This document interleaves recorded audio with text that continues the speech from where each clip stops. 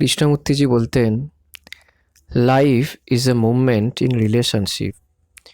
জীবন হলো সম্পর্কের আনাগোনা। আমাদের সাথে আমাদের চারপাশের প্রকৃতির সম্পর্ক, চারপাশের মানুষজনের সম্পর্ক, গাছপালা, বায়ু, নদী, পর্বত সকলের সাথে আমাদের যে সম্পর্ক, এই সম্পর্কই জীবন।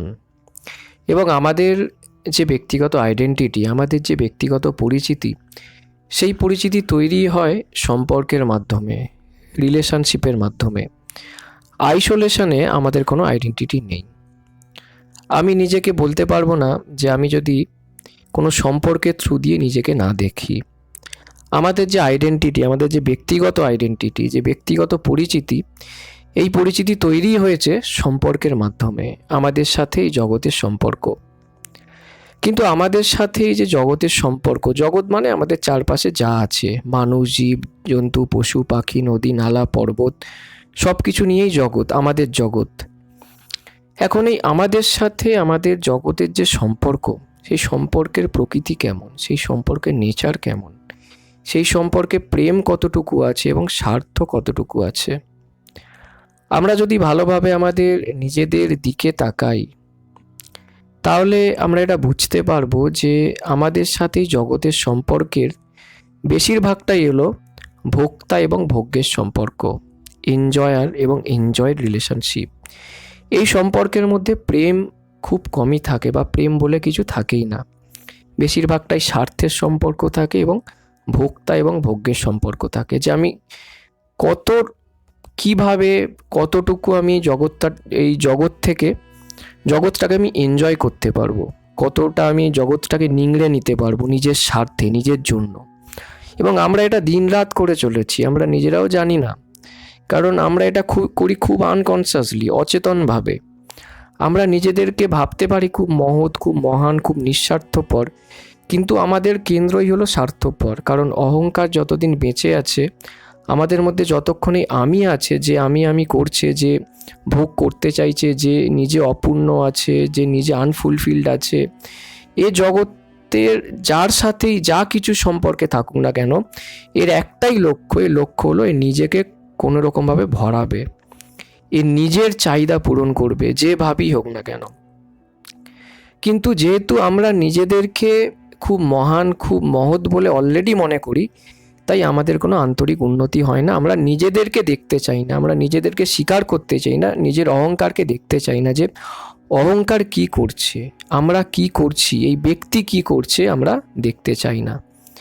ব্যক্তি যে সম্পর্কগুলোর মধ্যে বাঁচছে, সেটা মানুষের সাথে হোক, গাছপালা, পশু পাখি, প্রকৃতির যে কোনো এলিমেন্টের সাথেই হোক না কেন, তার সম্পর্কগুলো কেমন, সে কেন সেই সম্পর্কগুলোর মধ্যে বাঁচছে, আমরা যদি আমাদের নিজেদের জীবন তলিয়ে দেখি, তাহলেই বুঝতে পারবো যে আমরা সবসময় নিজেদেরকে ভরানোর চেষ্টা করছি, সে কোনো মানুষের সাথে আমাদের সম্পর্কই হোক আর যার সাথেই হোক। কারণ আমরা নিজেরা ভেতর থেকে আনফুলফিলড, আমরা নিজেরা ভেতর থেকে আনহ্যাপি, আমরা নিজেরা ভেতর থেকে ডিসস্যাটিসফাইড। এবং আমরা যখন কোনো সম্পর্কে যাচ্ছি, আমাদের প্রথম উদ্দেশ্য হচ্ছে যে ওই সম্পর্ক থেকে আমরা কি পাবো, আমরা কিভাবে নিজেদের ফুলফিল করব, আমরা কিভাবে নিজেদের স্যাটিসফাই করব। একটা ঘটনা খুব মনে পড়ছে, এটা খুব বিখ্যাত ঘটনা, পড়েছিলাম অনেক দিন আগে, যে স্বামী বিবেকানন্দের সাথে একবার তখনকার যুগের একজন অ্যাগনস্টিক, অজ্ঞেয়বাদী, ভোগবাদী একজন ব্যক্তির দেখা হয়, রবার্ট ইঙ্গারসোল। তো ওনাকে স্বামীজি জিজ্ঞেস করেন যে আপনার জীবনের উদ্দেশ্য কী। তো ইঙ্গারসোল বলেন যে স্বামীজি, আমার জীবনের উদ্দেশ্য হলো এই জগৎরূপ কমলা লেবুটা থেকে যতটা সম্ভব রস নিংড়ে বের করা, এবং আমাদের সাথে জগতের সম্পর্কটাও ঠিক তেমনই। আমরা চাই যতটা সম্ভব রস এর ভেতর থেকে নিংড়ে নেওয়া আমাদের নিজেদের জন্য। আমরা যত উচ্চ সম্পর্কের কল্পনা করতে পারি এই জগতে, যেমন আমাদের সমাজে বলা হয় যে পিতামাতা এবং একজন শিশুর সম্পর্ক সব থেকে নিঃস্বার্থ, সব থেকে উচ্চ সম্পর্ক। কিন্তু ওই উচ্চ সম্পর্ক যাকে নাম দেওয়া হয়েছে আমাদের সমাজে, ওই সম্পর্কের মধ্যেও প্রগাঢ় স্বার্থ থাকে, বাবা মায়েদের, পিতামাতার প্রগাঢ় স্বার্থ লুকিয়ে থাকে। বাবা মায়েরা গুরুস্থানীয় হওয়া তাদের উচিত ছিল, কিন্তু তাদের ভেতরে এত প্রগাঢ় স্বার্থ থাকে যে বলা হয় যে শিশু হলো জগতে সব থেকে অবহেলিত এবং শোষিত প্রাণী। কারণ যে অজ্ঞান, যে দুর্বলতা নিয়ে একজন শিশু এই পৃথিবীতে আসছে এবং এত কাঁচা হাতে গিয়ে পড়ছে যে তারা শোষিত হয়ে যাচ্ছে, তাদের সেই শিক্ষা ঠিকঠাক হচ্ছে না, কারণ বাবা মায়েদের নিজেদের অনেক স্বার্থ থাকে।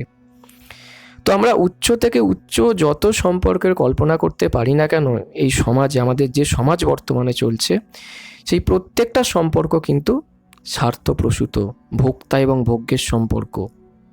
সে আমাদের স্বামী স্ত্রীর সম্পর্ক হোক, পিতামাতার সম্পর্ক হোক, বয়ফ্রেন্ড এবং গার্লফ্রেন্ডের সম্পর্ক হোক, মানুষ এবং পশু পাখির সম্পর্ক হোক, মানুষ, জীব জন্তু, গাছপালার সম্পর্ক হোক।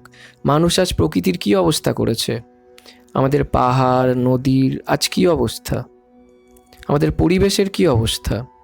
আমরা দুনিয়াটাকে পুরো শেষ করে দিয়ে আমরা বলছি এবার আমরা মঙ্গলে যাব।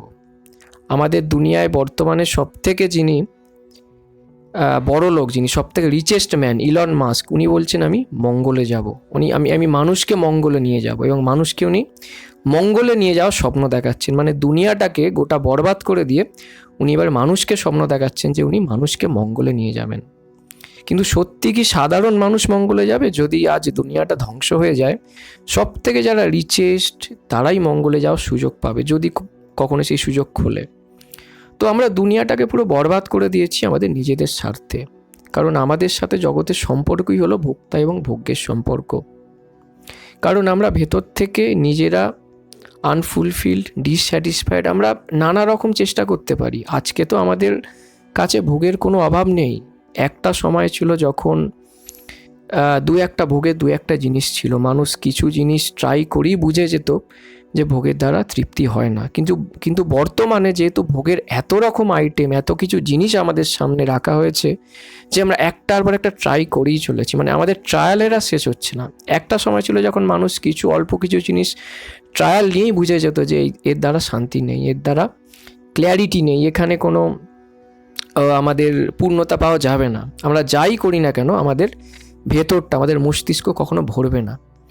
কিন্তু এখন আমাদের সামনে ট্রায়াল করার মতো এত কিছু জিনিস আছে যে একটা আইফোন মডেল যাচ্ছে আর একটা আইফোন মডেল আসছে, একটা বাইকের মডেল যাচ্ছে তো আর একটা বাইকের মডেল আসছে। তো ভোগ করার এত রকম জিনিস রয়েছে যে আমরা ট্রায়াল করেই চলেছি, এবং আমাদের ওই সম্পর্কগুলো তাই পাল্টাচ্ছে না। তো আমাদের সম্পর্কগুলোর মধ্যে বেশিরভাগই তাই স্বার্থপর, মানে স্বার্থ থাকে, স্বার্থনিহিত থাকে, ভেতরে কোনো প্রেম থাকে না, কোনো ভালোবাসা থাকে না।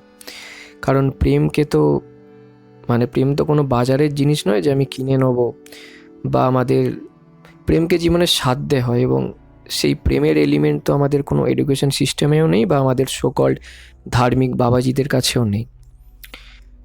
তো আমাদের সম্পর্ক, আমাদের যে রিলেশনশিপ, সেই রিলেশনশিপ যেহেতু আমরা নিজেরা ভেতর থেকে লোনলি, আমরা যেহেতু নিজেরা আনফুলফিল, আমরা যেহেতু নিজেরা অন্ধকারে আছি, আমরা নিজেরা যেহেতু জীবনের কোনো দিশা পাচ্ছি না, আমরা মনের এই অবস্থা নিয়ে যাচ্ছি আর একজন ব্যক্তির সাথে সম্পর্ক করতে। এবং আমার সামনের ব্যক্তিটাও একই রকম ব্যক্তি, সে নিজেও অন্ধকারে আছে, সে নিজেও হাজারটা দুর্বলতার মধ্যে আছে, সে নিজেও অহংকারে রয়েছে, সে নিজেও তারও অনেক চাহিদা রয়েছে। এবং আমরা কি চাইছি? আমরা একে অপরকে শোষণ করে নিজেদের চাহিদা মেটাতে চাইছি। তাই আমাদের সম্পর্কটা ওই ভোক্তা ভোগ্যের সম্পর্ক, শোষণ শোষিতের সম্পর্ক এই রকম হয়ে যায়। এর মধ্যে কোনো প্রেম থাকে না, কোনো ভালোবাসা থাকে না।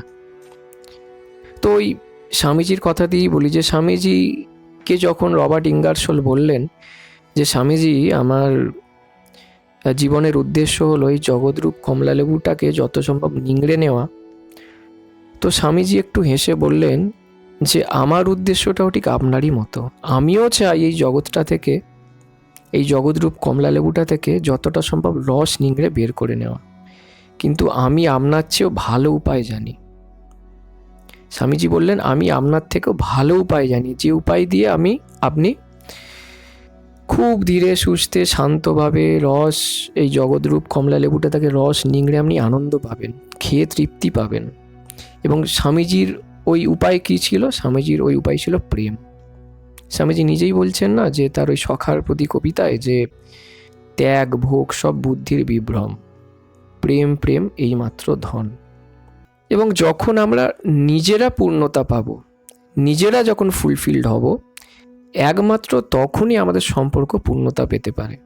তখনই আমরা সামনের ব্যক্তিকে শোষণ না করে তাকে আমরা ভালোবাসতে পারি। সব কিছুকেই, আমাদের চারপাশে যা আছে, আমাদের প্রকৃতির যতগুলো এলিমেন্ট আছে, সবাইকে কিন্তু আমরা শোষণের চোখে বা ভোক্তার চোখে না দেখে তাদেরকে প্রেমের চোখে দেখতে পারি, দেখতে আমরা সক্ষম হতে পারি। কিন্তু আমরা বর্তমানে যেভাবে জীবন কাটাচ্ছি, যেভাবে জীবনকে লিড করছি, আমরা তো জগতের প্রায় সব কিছুই শেষ করে দিয়েছি। জগতের আর কোনো কিছুই, বলতে গেলে জগৎ আজ ধ্বংসের প্রায় মুখেই দাঁড়িয়ে রয়েছে। এই গ্লোবাল ওয়ার্মিংয়ে টেম্পারেচার বাড়ছে, পরিবেশ দূষণ করছে, গঙ্গা নদী নষ্ট হয়ে যাচ্ছে, কত নদী শুকিয়ে যাচ্ছে, কিছুদিন পরে মানুষ জলের অভাবে কষ্ট পাবে। তো এই সব কিছুই করেছি আমরা নিজেদের স্বার্থে, আমাদের নিজেদের অপূর্ণতা বোধ থেকে। কিন্তু আমরা যদি কখনো কোনো দিনও নিজেদেরকে চিনতে পারি, নিজেদের সাথে বসতে পারি, একমাত্র তখনই আমরা পূর্ণতা কী সেটা বুঝতে পারবো। তখনই আমরা বুঝতে পারবো যে আমরা অলরেডি পূর্ণই আছি, আমরা অলরেডি ভেতর থেকে আন্তরিকভাবে পূর্ণ আছি। কারণ আমাদের যে ছুট, আমাদের যে আরও চাই, আরও ভোগ করব, আরও আমি শোষণ করব মানুষকে যাতে আমি নিজেকে ভরাতে পারি, আমাদের যে আরও যে চাহিদা, এই আরও চাহিদা তো তৈরি করা হয়েছে, ক্রিয়েটেড। এই আরও চাহিদা নিয়ে কিন্তু কোনো শিশু জন্মায় না। আপনি কোনো শিশুকে, কোনো 5 বছরের বালককে আরও করতে দেখবেন না। সে তার স্পন্টেনাস অ্যাকশানে আছে, সে তার নিজের প্রেমের সাথে রয়েছে। কিন্তু সে শিশু যত বড় হয় তত কী করে, তত সমাজ, পরিবার, আমাদের শিক্ষা ব্যবস্থা কী করে, তার মধ্যে অন্ধকার ভরতে থাকে, তার মধ্যে অপূর্ণতা বোধ ভরতে থাকে। কম্পেয়ার করে যে দেখ ও কী করছে, ওর মতো তোকে হতে হবে, বা ওই স্যালারি প্যাকেজটা তোকে নিয়ে আসতে হবে, তবে তুই সাকসেসফুল হবি। তো এইগুলো সব প্রেমের বিরুদ্ধে, এইগুলো সব ভালো সম্পর্কের বিরুদ্ধে।